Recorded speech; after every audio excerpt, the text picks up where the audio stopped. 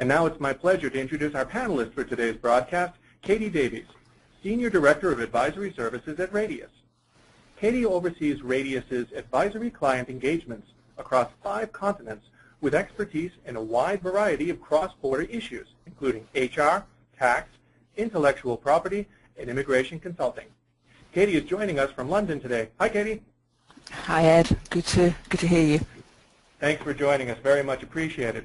I'd just like to, before we get into the questions, I'd just like to let the attendees know that any resources that I might mention as we go through the Q&A, I will share links to those resources via the chat window, and our team will be live tweeting during this broadcast using the hashtag Global Growth. If you're into using Twitter, I'd encourage you to go and follow Radius at @RadiusWW. With that, we'll move on to the attendee questions. A number of questions have come in during the broadcast. Let me see. Our first question comes to us today from Scott, and it relates to entity structure. Scott asks, what corporate entity structure do you recommend when expanding outside of the U.S. with local operations and employees in approximately 3 to 5 countries? Thanks, Ed. Well, the answer to this one can be as complex or as straightforward as one wants to make it. And a lot of that will depend on the type of services or goods that you're selling and how you structure arrangements from a revenue perspective.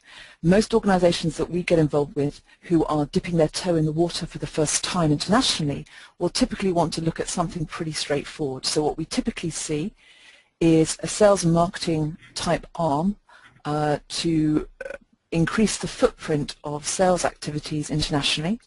And where you've got a sales and marketing type organization that you're wanting to promote internationally, then we typically recommend something along the lines of 1 or 2 international hubs.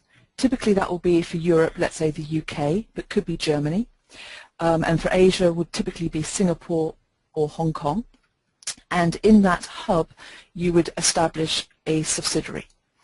And then depending on the nature of the activities and the number of employees in the other countries, you may be able to hang a simple payroll registration, what we call a non-resident employer registration or a rep office, off of that local subsidiary. Or if you do have some sort of corporate taxable nexus in those other countries in the region, it may be necessary to set up a branch. Equally, because branches and subsidiaries actually have the same amount of compliance, most companies feel more comfortable actually having a network of subsidiaries. So if necessary, if there is a corporate tax reason for setting up more than one subsidiary in a region, we would typically recommend a very simple subsidiary structure.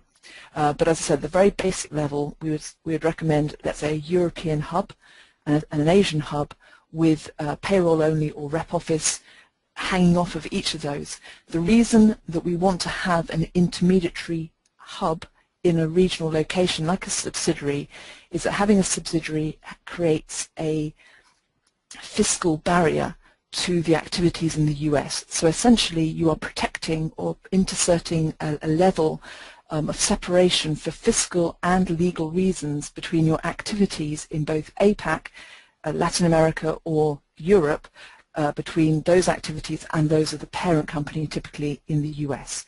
So that's a very simple structure. If you are dealing with a more complex operation, then there may be necessity to look at some sort of international holding company in a tax haven or an offshore location with then a subsidiary structure hanging off of it.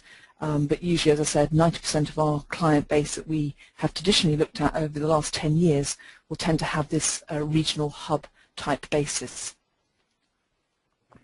Thank you, Katie. One other point I'd just like to mention, Scott, you might be interested in the most recent chapter of our ebook, Winning Globally, which speaks, that chapter speaks directly to issues of entity structure.